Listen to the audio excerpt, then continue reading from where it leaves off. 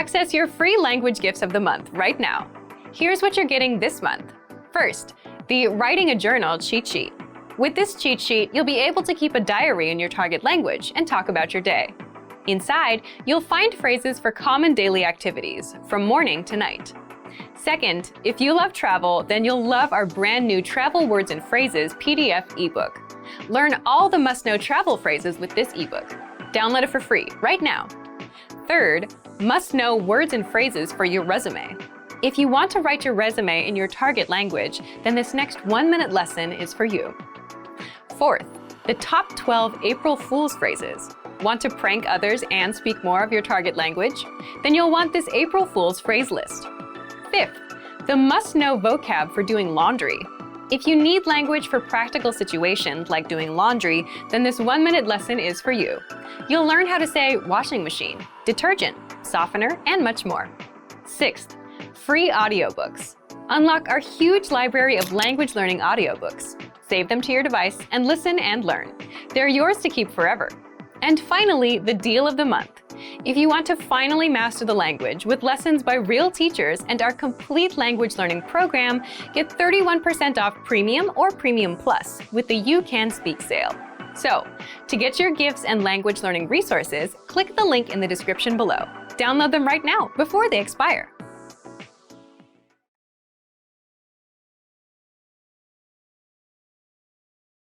I'm from Hanoi, the capital of Vietnam, and which is the north. So I've lived there for like my whole life. I just moved out 2 years ago, almost 3 years ago, and now I'm living in Ho Chi Minh City, which is the south of Vietnam. So I have to say that my taste is very northern. Like I love northern food. I love the taste there. But since I moved to Ho Chi Minh City, I have different experience about the southern food, the local food. So today I share you some differences between the food in the north and the food in the south.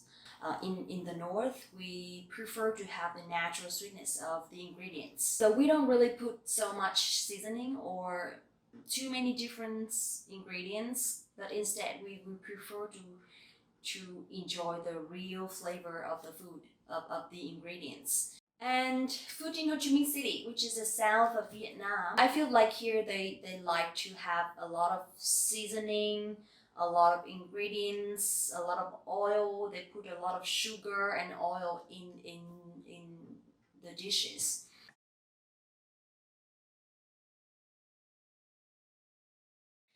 Now let's talk about the eating habits. There are some very typical cultures in Vietnam. For example, when eating, we use the chopsticks instead of using fork or knife. But we use chopsticks and spoons. Also, when eating, usually when we start eating, young people in the family will address old people in the family to show respect. We say something like, have a good meal or bon appetit. So in Vietnamese, you can say, con mời bố mẹ ăn cơm. So I address my parents. Con mời bố mẹ ăn cơm. So from the north, people would prefer to have dinner together at home, but from the south, people will go out for eating. So that is the big difference between the northern people and the southern people.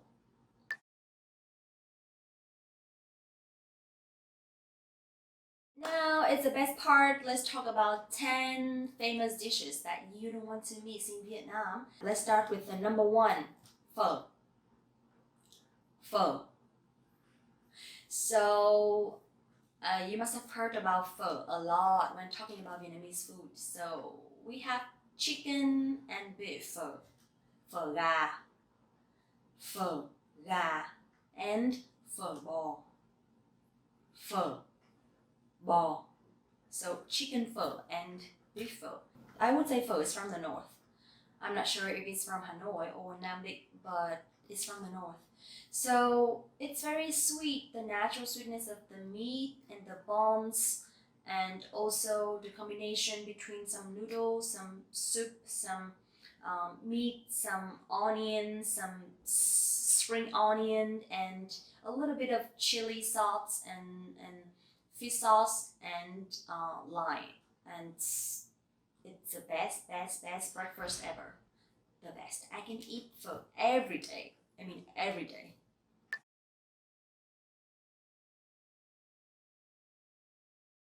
Next one is bánh mì ba tê.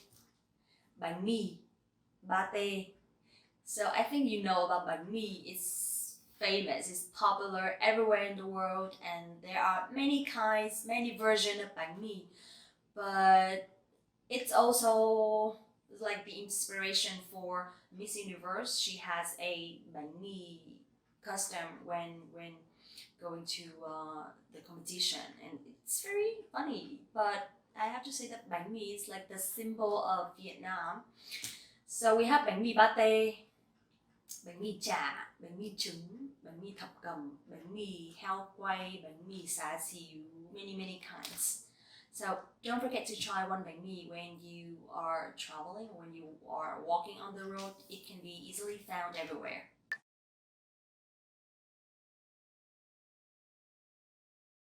Bún chả. Bún chả. Bún chả is one of the best dishes that every foreigners love because it's easy to eat, it's tasty, it's light, it's healthy, and it's just delicious. So usually bún chả is made of pork. I can't only think about the other versions of bún chả, but it's pork, and they chop the meats. They mix with some seasoning and they grill it. And the fish sauce is the key point of the dish. Okay, you have to mix some fish sauce and some sugar, some vinegar, garlic, peppers. You have to boil it a little bit to make it to make all the flavors go well together or something. And then you eat with noodle, with the rice noodle, which is bún. So bún is the noodle and chả is the meat. Amazing.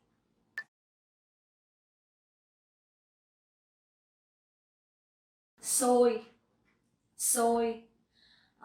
Soy is sticky rice, and you know, maybe you know mango sticky rice from Thailand, but in Vietnam we have also many different kinds of soy. So we have soy thịt, so sticky rice with meat, but they cook very well. They slow cook for a long time. The meat becomes very soft, very tender, very juicy, but very tasty. And we eat with sticky rice. So also we have soy mo from corn. So it's like corn sticky rice, soy xéo, soy gà, soy chả, soy pate, soy a lot. But for me, sticky rice is a little bit hard. It's a little bit heavy for breakfast. So usually I eat sticky rice for lunch, or it's like in the middle of the day.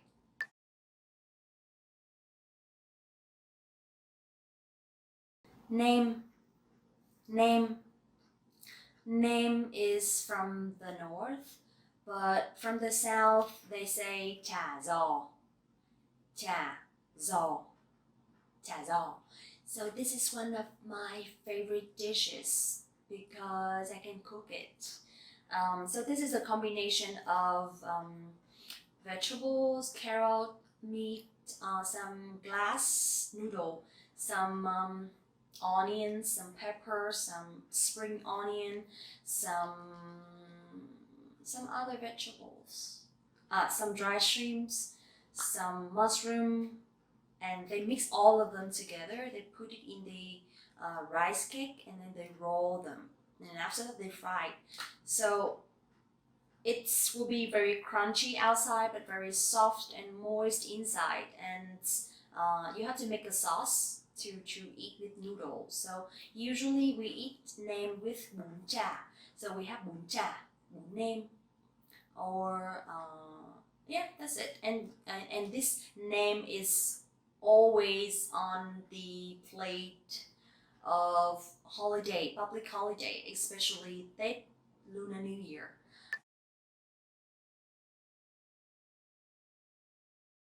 bánh cuốn, bánh cuốn. So the special thing about this dish is it's very light and you can either eat for breakfast, for lunch, for brunch, for snack in the afternoon, and even for dinner. So it's very, very flexible. And the key is also the sauce, the fish sauce. So we have bánh cuốn Thanh Trì, bánh cuốn Hà Nội, bánh cuốn Tây Hồ. Usually it's like the name is from where the bánh cuốn is made.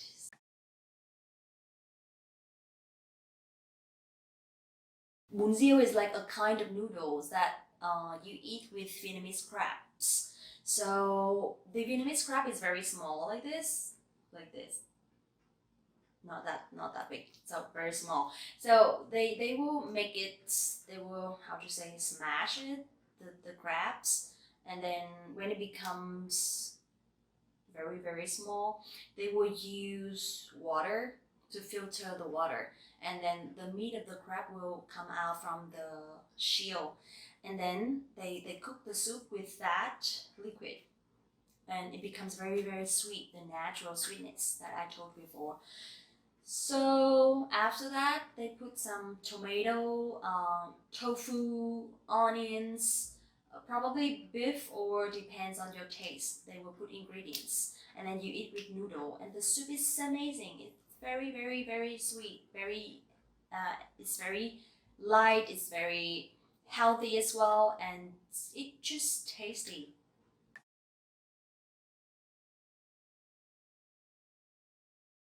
Bún đậu mắm tôm. So this is a tricky dish because not so many people can eat that. The key is the mắm tôm. Mắm tôm. Mắm tôm is like the sauce from shrimp, not from fish, not fish sauce, but we have shrimp sauce.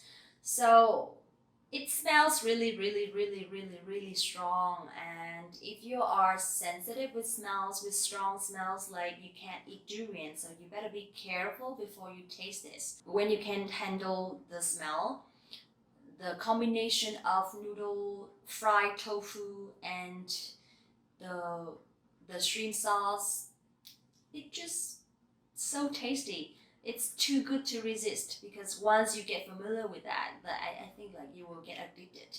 So nowadays we have some other kinds of protein to eat with bún đậu mắm tôm, because before, when we were very, very poor, our parents or maybe grandparents designed this dish to handle the hunger. So now it becomes very popular because it's also a traditional dish of Vietnam.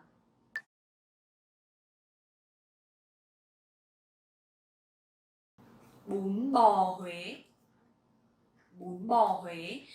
So this is one of the dishes from the center of Vietnam, which is Huế. So bún here, it's also a kind of noodle, and bò is beef. So this is basically from beef and beef bones. The soup is very tasty. It's very sweet. It's very, very sweet, and also because it's from the center, so they put some sugar, I guess. Also, they put some gingers and some other kinds of herbs that I'm not sure the name, because usually the soup is the secret, the key of the dish. So bún bò Huế. Bún bò Huế.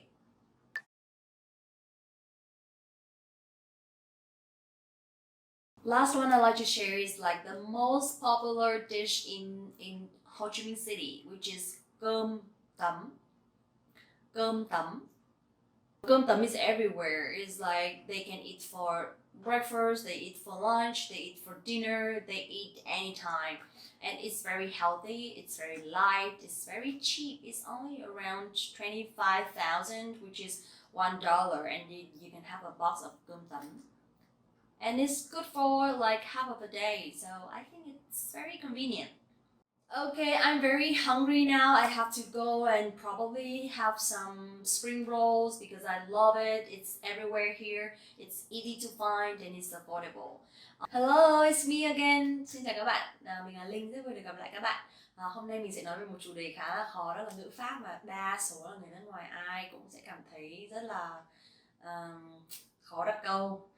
Ngữ pháp Việt Nam thậm chí là đối với người Việt Nam còn khó nữa là đối với người nước ngoài. Tuy nhiên hôm nay chúng ta hãy xem chúng ta học cái gì nhá. Sorry, I just spoke a lot of Vietnamese, but I hope that one day I can speak 100% in Vietnamese so you guys can catch up. But first, let's start about vocabularies, all small grammar points, and you guys can easily make sentences. And in the future, we will do some challenges or some things that we can speak 100% in Vietnamese. Okay. So today I'd like to talk about a grammar point, which is one word, but you can use at the present perfect in English. Okay, which is mới, mới.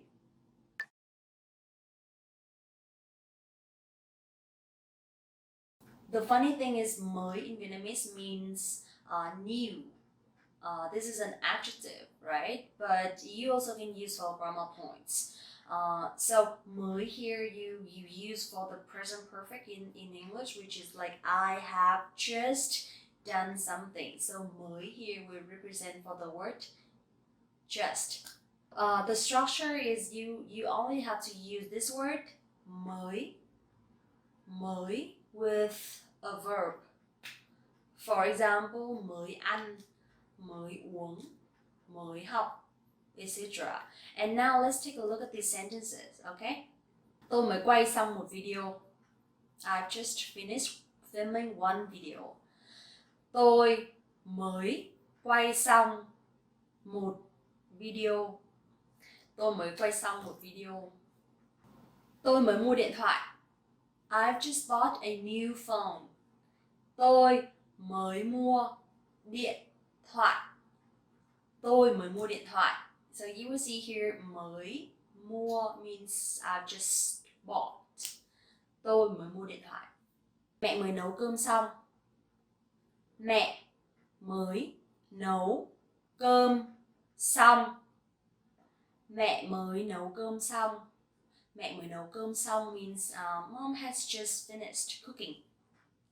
Tôi mới chuyển vào Sài Gòn. Tôi mới chuyển vào Sài Gòn. So Sài Gòn here is the old name of Ho Chi Minh City. Tôi mới chuyển vào Sài Gòn means I have just moved to Ho Chi Minh City.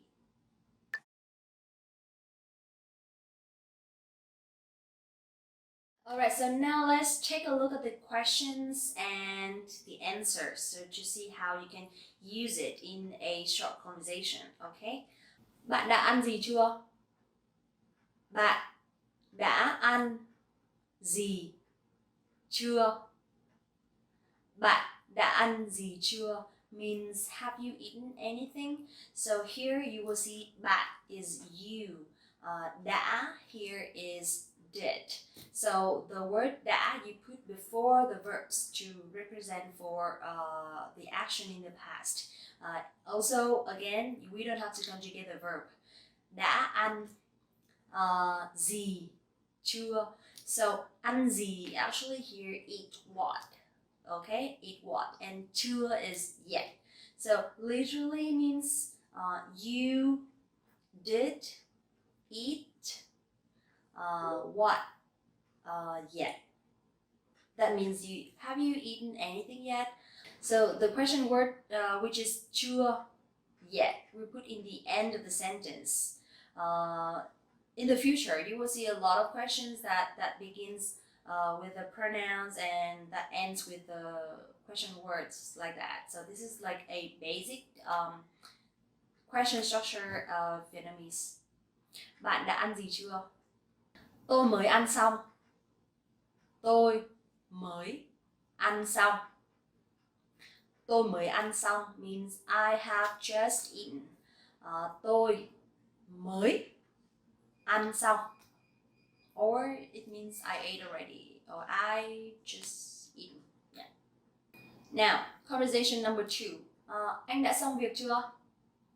Anh đã xong việc chưa means have you finished work yet?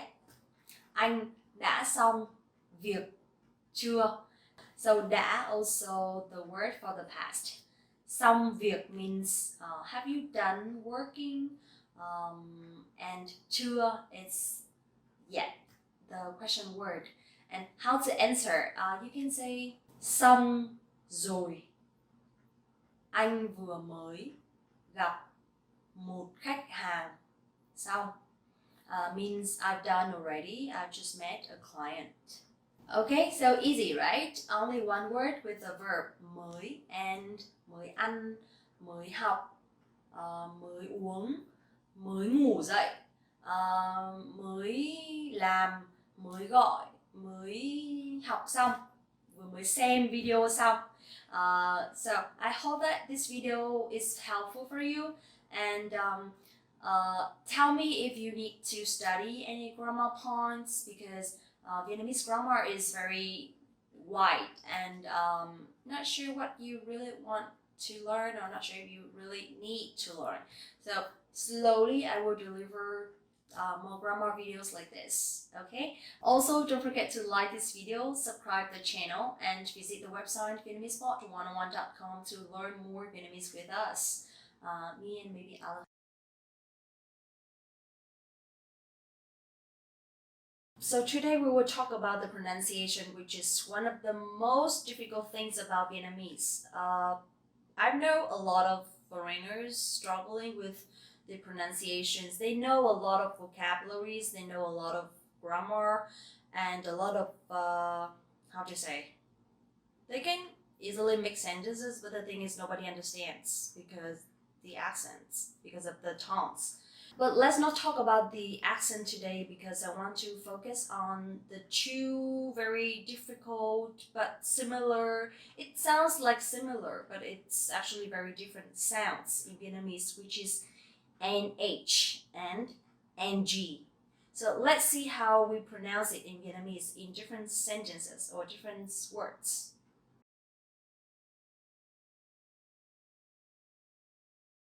The NH in Vietnamese, you pronounce nhờ, nhờ. So it's not like the N in English, okay? Nhờ, nhờ. Let's see how it looks in words. Nhà, nhà. It's a house. Nhà. This is my house. No, it's not. Nhà, nhà bạn ở đâu? Nhà bạn ở đâu? Where's your house? So, nhà bạn ở đâu? Or nhà bạn ở đâu? Nhanh, nhanh means fast. Linh, bạn nói nhanh quá, tôi không nghe kịp. Means Linh, you speak too fast, I can't hear. Linh, bạn nói nhanh quá, tôi không nghe kịp. Nói nhanh quá không nghe kịp. Sorry, I will speak slower. Nhai, nhai.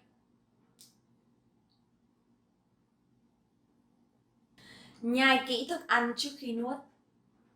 Nhai kỹ thức ăn trước khi nuốt. So it means chew food thoroughly before swallowing. Nhẹ, nhẹ. So this one has dấu nặng. So you have to be very nặng. Nhẹ. And nhẹ is the opposite of nặng. So nhẹ, nặng. Chiếc điện thoại mới này rất nhẹ. Chiếc điện thoại mới này rất nhẹ. Quả nho, quả nho, nho, nho, nho, nho, nho, nho, nho. Grapes. Tôi thích ăn nho. Tôi thích ăn nho. I like grapes. Nhớ, nhớ. Dấu sắc, dấu sắc. Nhớ means miss. I miss you, I miss you.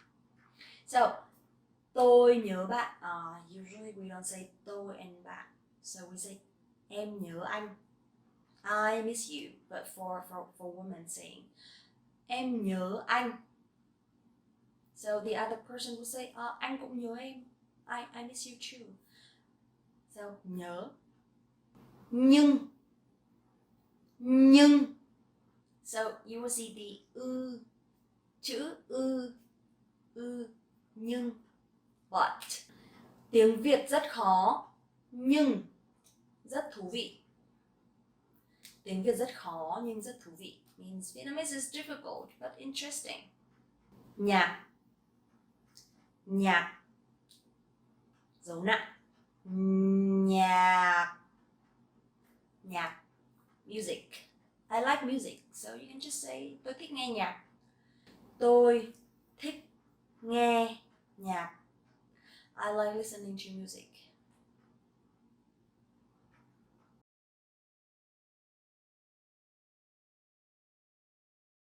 Alright, so now let's talk about the NG sound. So instead of nhờ, now this one is ngờ.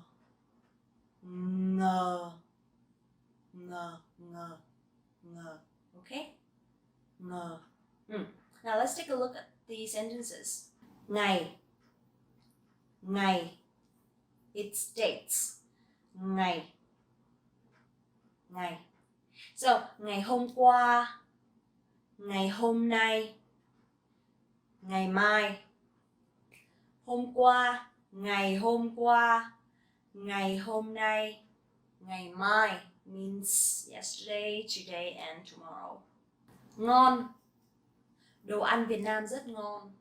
Vietnamese food is delicious. Đồ ăn Việt Nam rất ngon. And also I will have a video about Vietnamese food, so please check it out. Đồ ăn Việt Nam rất ngon. Nghe.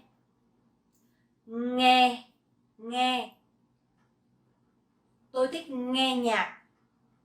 Tôi thích nghe nhạc.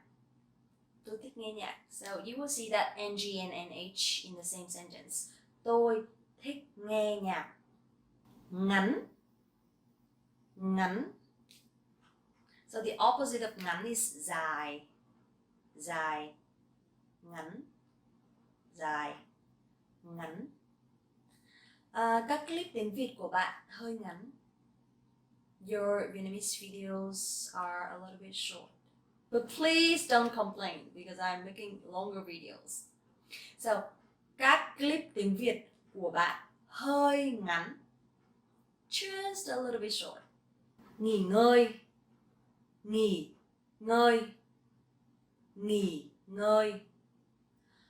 Bạn nên nghỉ ngơi chút đi. You should take a rest. Bạn nên nghỉ ngơi chút đi. Ngáp. Dấu sắc. Ngáp means to yawn or yawning. And ngáy means snoring. Okay, it's done. I hope that you can distinguish the difference between nhờ and ngờ in Vietnamese. I'm not sure if you can hear me well because through video, so you can try to use it in sentences because you can easily see the differences of the sounds.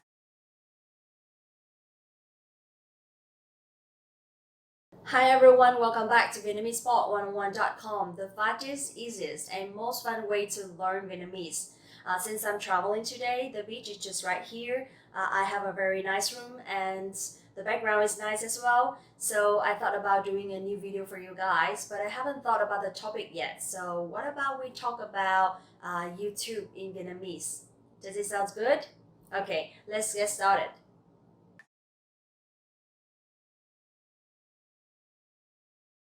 The first one is like and comment. Of course, we have the words in Vietnamese, but nowadays people started using like and comments as very friendly and common words. So now let's practice in Vietnamese first. Thích.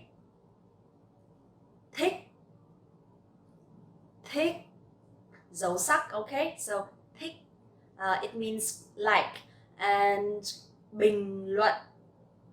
Bình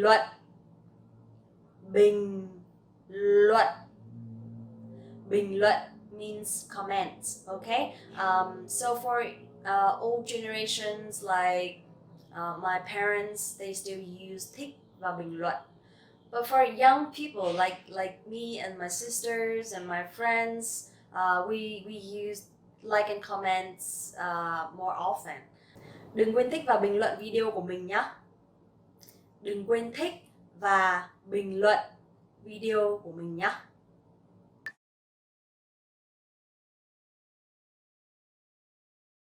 Theo dõi trang, theo dõi trang, hoặc đăng ký, đăng ký. So theo dõi means to follow and đăng ký means to subscribe. But when you use YouTube in Vietnamese, you will see the subscribe button. They will show like đăng ký. For follow, it's more common for Facebook, right? But for YouTube, we use đăng ký.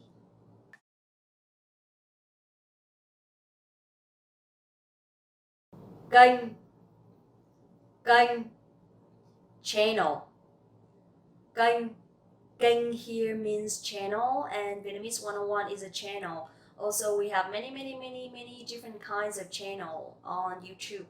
So if you want to say, please subscribe my channel, you can say, hãy đăng ký kênh của mình nhé. Hãy đăng ký kênh của mình nhé. Hãy đăng ký kênh của mình nhé.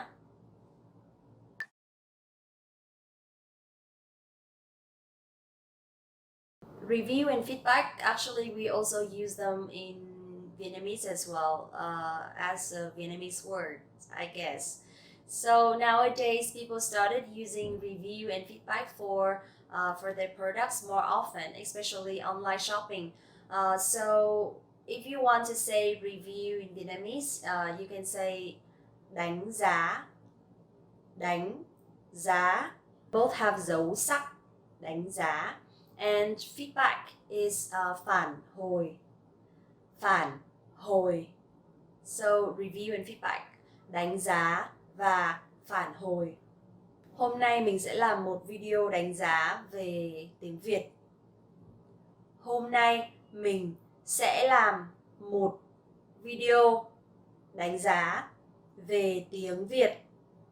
Today I'm gonna do a video to review Vietnamese language. Các bạn đừng quên để lại phản hồi cho video của mình nhé. Các bạn đừng quên để lại phản hồi cho video của mình nhé. Các bạn đừng quên để lại phản hồi cho video của mình nhé. Please don't forget to leave some feedback for my videos.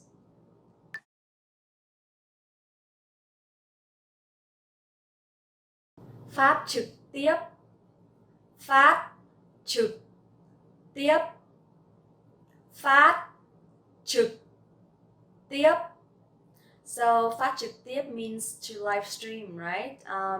And nowadays people also use live stream a lot, especially on social medias or social networks. So you can say hôm nay mình có buổi phát trực tiếp. Hôm nay mình có buổi phát trực tiếp. Hôm nay mình có buổi phát trực tiếp. Today I have a live stream.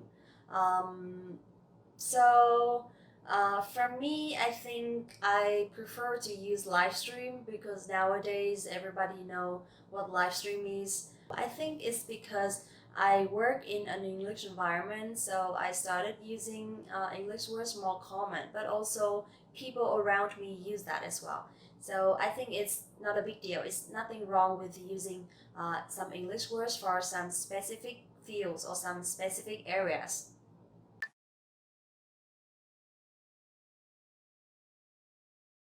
Nổi tiếng, nổi tiếng, nổi tiếng.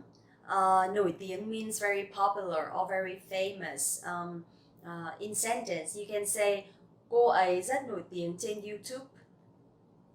Cô ấy rất nổi tiếng trên YouTube.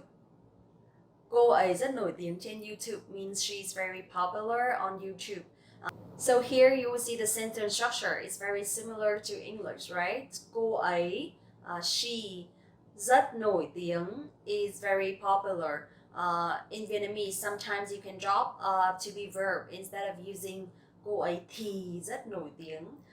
So we can just say cô ấy rất nổi tiếng.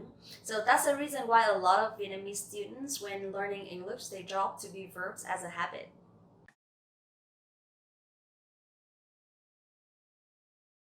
Người nổi tiếng, người nổi tiếng, người nổi tiếng. Người nổi tiếng you can use for famous people, popular people, or influencers. Nowadays we use người nổi tiếng a lot. So basically they have a lot of followers, they have a lot of fans, and they influence or they inspire people on social networks a lot. Okay? So người nổi tiếng.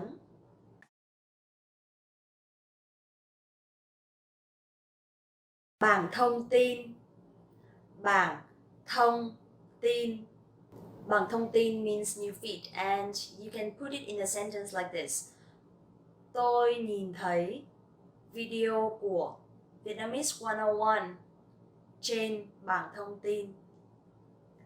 Tôi nhìn thấy video của Vietnamese 101 trên bảng thông tin. So I saw videos of Vietnamese 101 on new feed.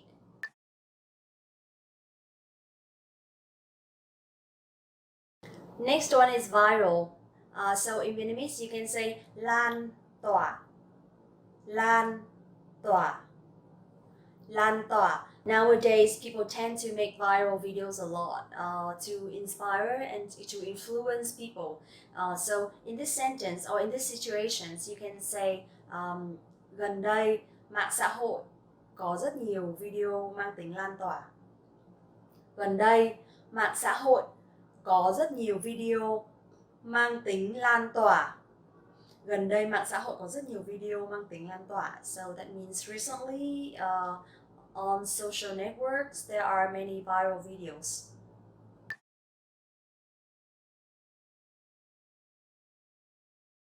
Chỉnh sửa video. Chỉnh sửa video.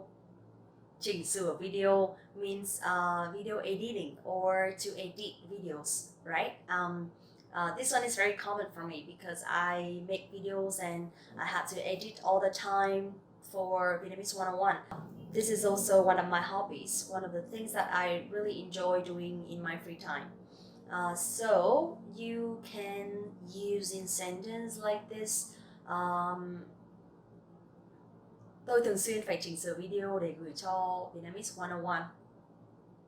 Tôi thường xuyên phải chỉnh sửa video để gửi cho Vietnamese 101.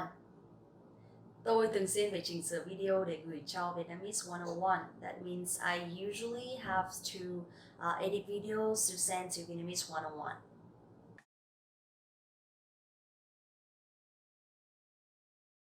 Hướng dẫn. Hướng dẫn. Hướng dẫn means tutorial. So also we have a lot of tutorial videos on YouTube. How to make up, how to draw eyebrows, how to draw eyeliners, how to learn English, how to pronounce correctly. So you can say gần đây rất nhiều video hướng dẫn mang tính lan tỏa. Gần đây rất nhiều video hướng dẫn mang tính lan tỏa. Gần đây rất nhiều video hướng dẫn mang tính lan tỏa.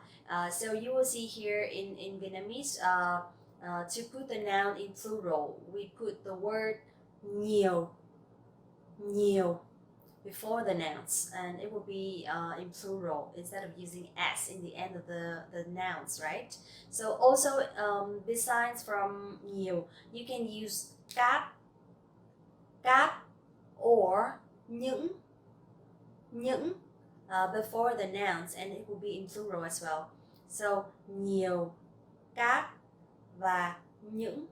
Okay?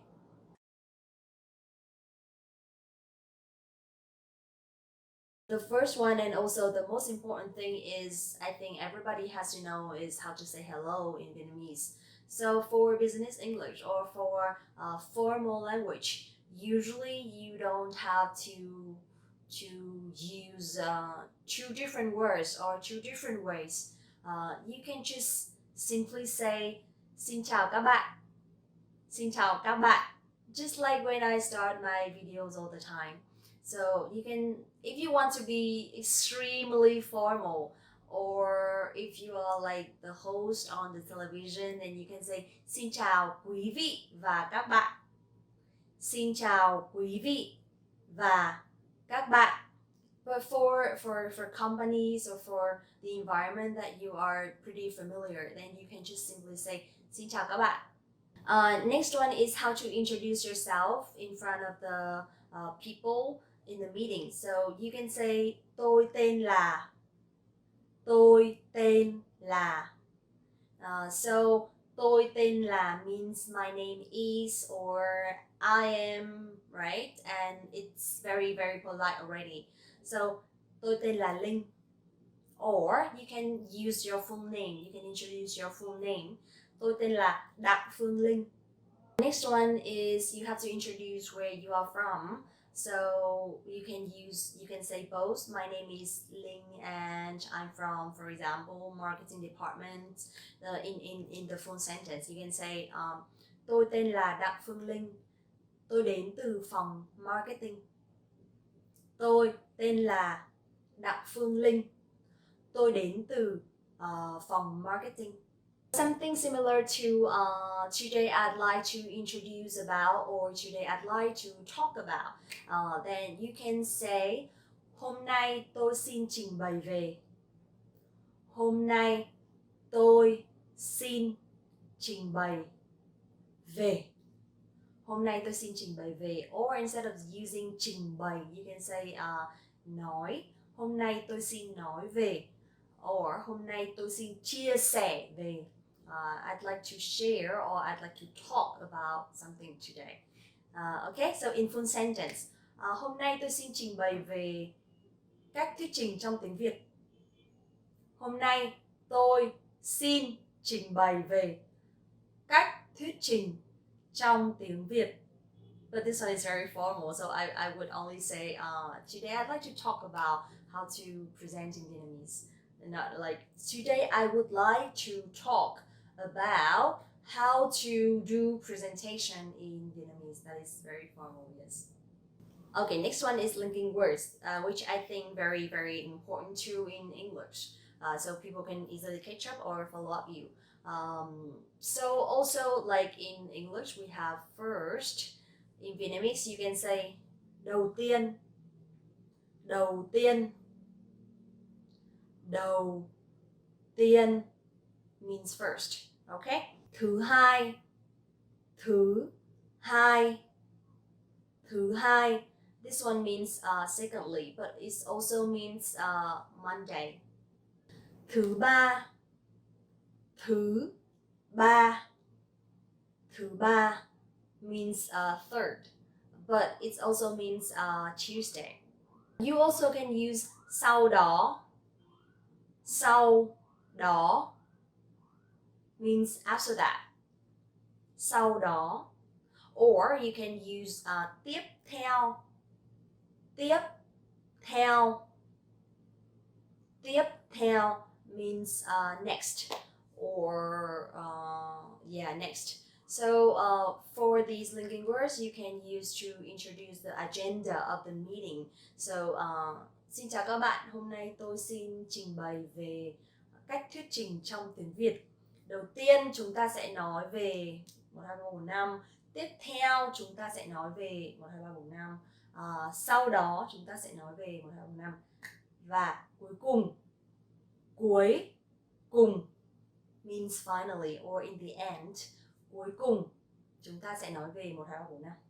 After introducing the agenda, I think it's you can go to the point, which I hope that you can speak fluently in Vietnamese.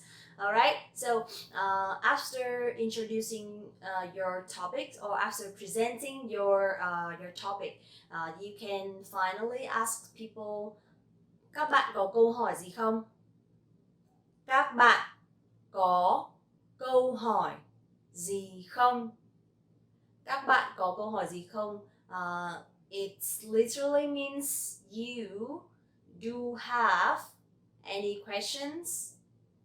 So that means, do you have any questions, right? But the sentence structure in Vietnamese will be a little bit different to English. Các bạn có câu hỏi gì không? To ask if people have any questions or any feedback for your presentation.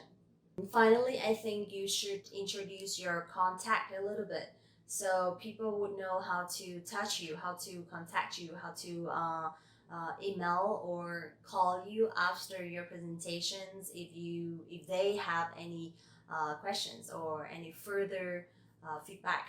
Alright, so you can use, các bạn có thể liên lạc với tôi qua số điện thoại hoặc email.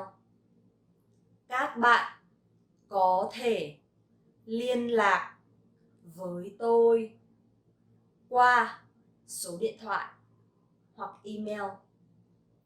Các bạn có thể liên lạc với tôi qua số điện thoại hoặc email. And then you put your telephone number and your email address. Alright, so almost finished. Last one, I think you should say xin cảm ơn và hẹn gặp lại. Xin cảm ơn và hẹn gặp lại.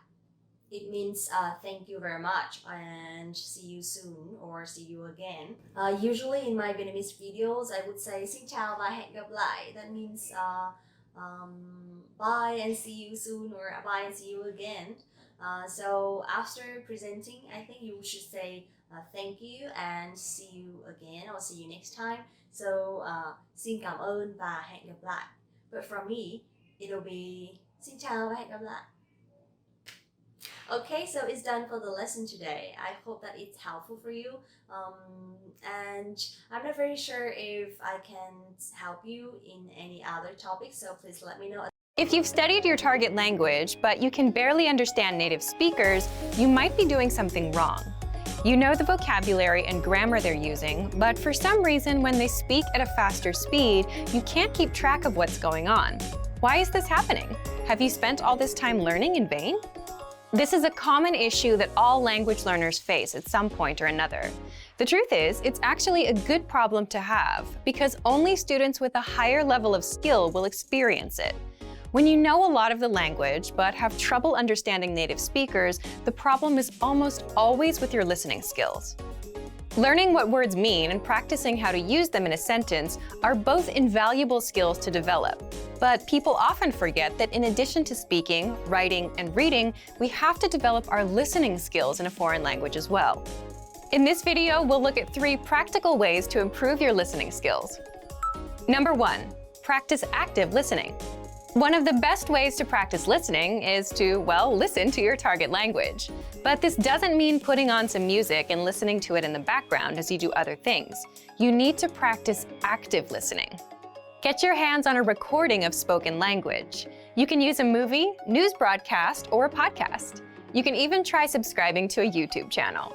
Listen to a segment of the audio and do your best to write down what you hear. After a couple tries at this, go back and double-check what you wrote against the script of what was actually said. If you're watching a movie, you can double-check yourself by turning on the subtitles.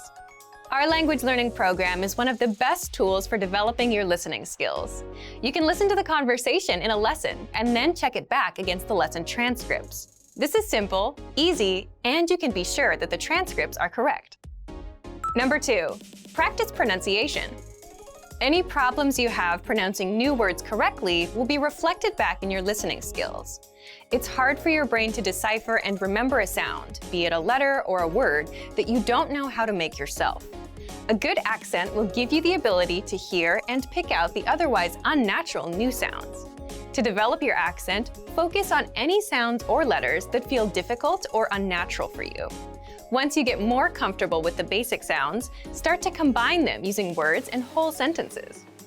Listen to native speakers as much as possible and take note of how words and sounds can blend, morph, or get dropped in rapid speech. Do your best to listen to this phenomenon and imitate what you hear. Focus more on how the syllables are said together, rather than simply saying the words next to each other. There is often a significant difference between how words are said individually and how they are said when spoken together in a rapid-fire sentence. This is a big part of the reason language learners can know a lot of vocabulary and grammar but still not understand native speakers. Our playback feature is great for pronunciation practice. You can play back the podcast itself or listen to words individually. You can even listen back at a slower speed if you're having trouble catching the correct pronunciation at native speaker speed. Number 3, make listening part of your routine. Now that you've started practicing active listening and pronunciation, make it a part of your regular learning. Allot a specific amount of time for each of your listening activities. For example, you might practice 10 minutes of active listening, followed by 10 minutes of practicing vowels, and then 10 minutes of imitation practice with a podcast. Now, you don't have to use this schedule exactly. Tailor it to your own needs and availability. The point is that you should make a conscious and decisive effort to practice your listening skills on a regular basis. It could be 30 minutes a day, or it might be 10. What matters most is that you practice consistently. These 3 tips will help you close any gap that might exist between your knowledge of your target language and your listening abilities. Understanding native speakers may seem daunting at first, but with a little time and perseverance, you will see your skills improve. Few things are more discouraging than putting in the work and effort to learn a foreign language, only to not use it for a while and forget a large part of what you studied. Once you have a good handle on a language, it's not hard to practice it so that it stays in the forefront of your mind. In this video, we'll take a look at 5 practical ways you can make your target language a part of your daily life so that you don't forget it. Number 1, use language exchanges. The idea behind a language exchange is that you find someone who fluently speaks your target language and is also interested in learning your native language. During the exchange, you spend half the time speaking in the language you're learning and the other half in the language they're learning. This kind of exchange is a great way to practice your speaking skills and cement the material you've learned into your brain. One great thing about practicing through a language exchange is that your language partner is a fellow language learner. They will be able to sympathize with your struggles and even give you some insightful tips from their own personal experience. Most major cities will have at least one meetup or language club where you can practice languages with people from around the world. But sometimes it can be hard to find people who speak the language you're learning. If you can't find a local exchange, or if there are no native speakers in your city, you can connect with native speakers through online language exchanges. There are numerous free sites that allow you to search for users based on country and language and have a text, audio, or video practice session. Number 2, immerse yourself digitally. Most phones, laptops, and apps will allow you to change the language of their interface. Why not change it to your target language? This simple change may seem small, but it can actually be an effective way to reinforce your use of the language. Your language skills are like a muscle. If you use them on a regular basis, then your skill in the language will be in good shape. The more you use your language skills, the easier it will be to remember things. However, if you go for long stretches without using the language, then you might have a problem. Those linguistic muscles will start to get weak before too long, and you'll notice a drop in your language ability. Simply changing the language on your electronic devices won't equate to any heavy lifting in a foreign language, but it could be comparable to a warm-up or a quick workout. Remember that you probably use electronic devices every day. If you can use at least some of that time thinking in your target language while using them each week, that adds up to a huge amount of time and can keep your knowledge fresh. Number 3, teach others a language. You don't have to be an expert in a new language to lend a hand to another language learner. Helping a beginner through the language will not only make you feel good about helping someone out, it will also help you use the language and keep your skills sharp. Remember those language exchanges we talked about? Well, what if you looked for other learners so that you could help them in the language? Don't worry if you don't feel qualified to teach the language. They're not looking to get their PhD in linguistics. Most likely, a new learner would appreciate someone who's been down the road before, someone to show them some common pitfalls and shortcuts. Have you ever been a complete newbie in something and been graciously helped by someone with more experience? Pay it forward and be that expert to someone else. Your language muscles will thank you for it. Number 4, keep a journal or blog. Writing out your thoughts in a foreign language is one of the best ways to sharpen your skills. It forces you to take time to construct sentences, and it will reveal your weak points very quickly. Journaling is also one of the easiest and cheapest ways to practice. All you need is a pen and a notebook. If you're not the journaling type, don't worry. You don't have to write an autobiography. Simply recounting your day or describing an experience will be enough to get your language juices flowing. The entries can be long, but they don't have to be. This exercise is flexible and can take any shape you want. Try writing short daily entries. You can even post them online for native speakers to correct. This way, you can hold yourself accountable and write regularly. There are several free sites that allow you to post an entry and have it reviewed by native speakers. Number 5. Entertain yourself in the language. Books, movies, YouTube videos, language learning websites, music, the list goes on. There's an endless supply of media out there, so you're likely to find something that interests you in your target language. Whether you love sports, rock music, or sewing, you're sure to find something to entertain you in your target language. Learning a language is hard, but remembering it doesn't have to be. These ideas are here to help jumpstart your brain. These aren't the only ways to practice your target language either. Do your best to use the language on a daily basis and make it a part of your everyday life. Remember, all languages aren't just spoken, they're lived. The fear of making mistakes is one of the biggest roadblocks to language learning. Out of all the discomforts that come with learning a foreign language, nothing looms quite as daunting in the mind of a beginner. It's almost as if we're hardwired to want perfection when we speak. However, the reality is that mistakes are unavoidable. In fact, mistakes are an integral part of the learning process. Think of small children who are just starting to learn language. They mispronounce words, they use words incorrectly, and their grammar isn't very good. Sometimes they even make up their own words. Research shows that this is all a natural part of the process. If making mistakes made up such a huge part of learning our native language, why do you expect it to be any different when learning a foreign one? In this video, we'll talk about 6 ways you can benefit from your mistakes while learning language. Number 1, be humble. There's no room for pride when you're learning a new language. If you're a beginner, native speakers will likely be very accommodating with your mistakes and slower reaction times during conversations. There's no reason to be embarrassed. Remember that it's a sign of respect to learn another person's language. No one expects you to speak flawlessly right from the start. No one's going to hold your mistakes against you, so make sure you don't either. Number 2, don't play the comparison game. Whether it's a native speaker or another person learning the language, don't make the mistake of comparing your progress to someone else's. No doubt, at the beginning, there will be times when it feels like everyone is speaking perfectly and you're left in the dust. But try not to get discouraged. It's your race to run, not theirs. Everyone has their own story, their own reason, and their own method for learning. Comparing your progress to someone else's progress is like comparing apples and oranges. It's easy to stress out when someone speaks perfectly while you're struggling to make the most basic sentences. But don't forget that while you can easily see someone else's success, you're much less likely to see the hard work that got them there. Every speaker you meet had to learn the language at some point. Whether it was as a child or as an adult, they too had to wade through their mistakes before they could speak fluently. Number 3, get feedback on your mistakes. Anytime you write or speak your target language, try to get feedback from someone who speaks that language. You can make mistakes day and night, but if they're never corrected, they do you no good.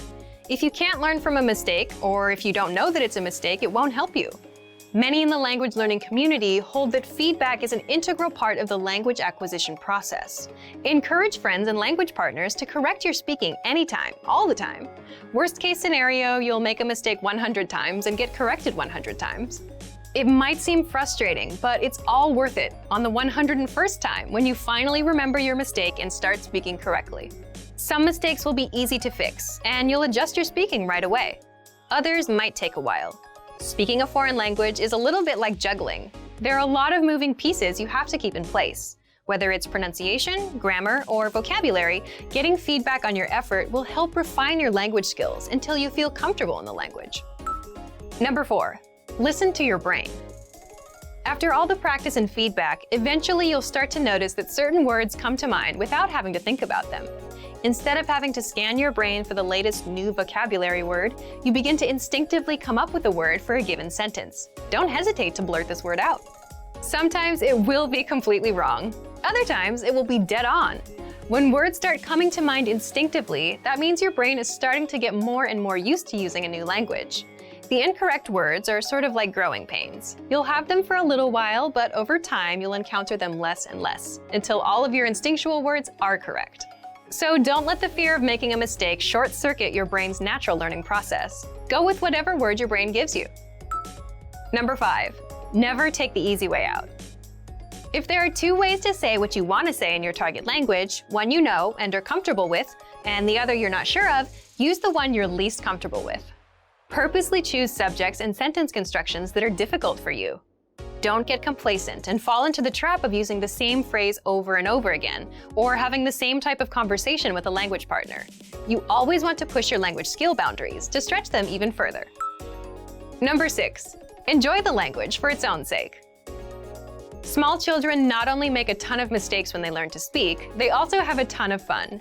To them, life and language are both giant, mysterious adventures. They aren't worried about making progress, impressing people, or speaking perfectly. Take a note from their playbook. Enjoy the language as you learn it. Let your focus be on the beauty and magic of the language. Savor the times you get to use it.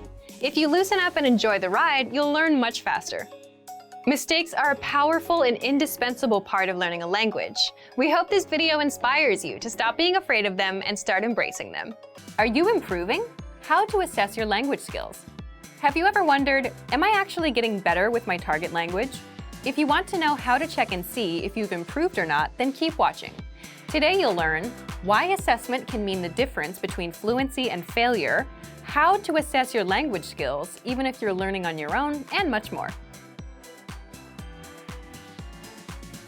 But first, listen up. Here are this month's new lessons and resources. First, the Writing a Journal cheat sheet. With this cheat sheet, you'll be able to keep a diary in your target language and talk about your day. Inside, you'll find phrases for common daily activities, from morning to night. Second, if you love travel, then you'll love our brand new Travel Words and Phrases PDF ebook. Learn all the must-know travel phrases. Download it for free right now. Third, must-know words and phrases for your resume. If you want to write your resume in your target language, then this next 1-minute lesson is for you. Fourth, the top 12 April Fool's phrases. Want to prank others and speak more of your target language? Then you'll want this April Fool's phrase list. Fifth, must-know vocab for doing laundry. If you need language for practical situations like doing laundry, then this 1-minute lesson is for you. You'll learn how to say washing machine, detergent, softener, and much more. To get your free resources, click the link in the description below right now. They're yours to keep forever. Okay, let's jump into today's topic. Are you improving? How to assess your language skills. So, have you ever wondered, am I actually improving with my target language? Feeling like you're not improving can hurt your motivation. On the flip side, if you notice yourself understanding more of the language than before, you can feel good, and that can fuel your motivation to keep going. But it's not easy to spot your improvement. It's tricky with language. It's not like going to the gym, where you can see your muscles in the mirror. This is where assessment comes in. What's assessment? The easiest example of assessment is a test. If you go to a language class, you'll get a test on the first day. The goal of the assessment test is to understand where your language level is, and any test after that is a way to see how much you've improved. This is ongoing assessment. So assessment is checking where you are now and how far you've come with your language learning. Assessment lets you see where you've improved and helps you find what you need to work on. If you're serious about learning a language, it's one of the best things you can do to stay on track, stay motivated, correct your mistakes, and reach fluency. But assessing yourself is also hard if you're learning on your own. So what can you do? Here's how you can assess your language skills, whether you're learning with our program or not. Number 1, if you're a Premium Plus user, retake the assessment test. Technically, you can only take this once, but if you get in touch with our support team, we'll give you the link. If you're using any other resource, find a way to test yourself. Look for practice tests, apply for a proficiency test, take online quizzes, anything that forces you to test your language skills. Number 2, revisit old lessons. An easier way to self-assess your language level is to revisit old lessons. You can do this with any program you're learning with. If you've truly made progress, then you should be able to understand the lesson dialogues with no problem. If not, then you know that you need to review them some more. Number 3, try harder lessons. Also something you can do with any language resource. If you're using our program, try lessons from a higher level. If you're a lower intermediate, try upper intermediate lessons. If you don't understand anything, that's fine. But if you do, then that's a good sign that you've improved and are ready for harder lessons. Number 4, for reading, check out our extensive reading books. These are available for all levels, from absolute beginner to advanced. You can reread old ones or try harder ones to see where your current level is. You'll find these books in our lesson library. This will help you assess your reading and comprehension skills. Number 5, For speaking, use our voice recording tool. If you can easily repeat the lines from the conversation, that's a good sign. Or, if you're using another program, try to shadow the provided conversations. If you can do it without a problem, then you've made progress and are ready to go to the next level. Number 6. For writing, try and copy out our lesson dialogue by hand. The point here is to see if you can write smoothly or not, as a way of assessing your writing. You can also do this with any textbook. You can also take a picture of your writing and send it to your Premium Plus teacher for feedback. Number 7. Use our Premium Plus assignments. If you're a Premium Plus member, you can ask your teacher to send you weekly assignments based on your needs, whether for reading, writing, speaking, or listening. And they'll provide you feedback so you can see where you are with each skill. So to recap, 1. Take our assessment test. 2. Revisit old lessons. 3. Try harder lessons. 4. Use our extensive reading books for reading. 5. Use our voice recording tool. 6. Write out dialogues by hand. And 7. Take advantage of our assignments. Remember, the point of assessment is not to pass or fail, but to see where you've improved and where you need to work. So thank you for watching this episode of Monthly Review. Great work! Here's a reward. Speed up your language learning with our PDF lessons. Get all of our best PDF cheat sheets and ebooks for free. Just click the link in the description.